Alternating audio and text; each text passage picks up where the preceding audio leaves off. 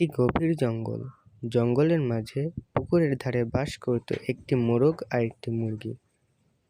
মোরগটি ছিল অনেক অহংকারী এবং মুরগিটি ছিল অনেক দয়ালু ও ভালো।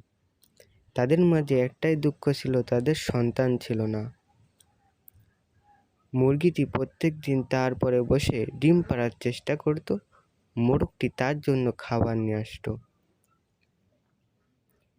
একদিন মুরগিটি বলল, আমিও তোমার সাথে খাবার আনতে যাব। মোরগটি শুনে অবাক। সে বলল, আমি জানি, তাতে তো আমাদের দুজনের চলে যায়। তোমাকে যাওয়া লাগবে না, তুমি ঘরে বসে ডিম পাড়ার চেষ্টা করো। অনেক দিনই তো করলাম, আজকে আমি তোমার সাথে যাব। মোরগটি বলল, তাহলে চলো আমার সাথে। কিছু দূর যাওয়ার পর একটি পাখির সাথে তাদের দেখা হলো। পাখিটি পিপাসায় কাতর। মুরগিটি বলল, চলো আমরা যেয়ে তাকে পানি খাওয়াই। মোরগটি বলল, যদি তোমার পানির পিপাসা লাগে তাহলে তুমি যাও, আমি এখানে আসি।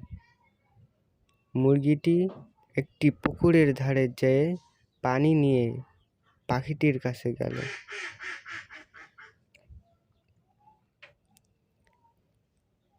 পাখিটি পানি খেয়ে অনেক মজা পেল এবং বলল, তুমি অনেক দয়ালু, তুমি দীর্ঘজীবী হও। মোরগটি এখান থেকে চলে আসলো। কিছু দূর আসার পর দেখলো মোরগটি সেখানে নেই। সে ভাবলো, মোরগটি আমাকে ছুঁয়ে চলে গেল। তারপরে সে বাড়ির দিকে রওনা দিল।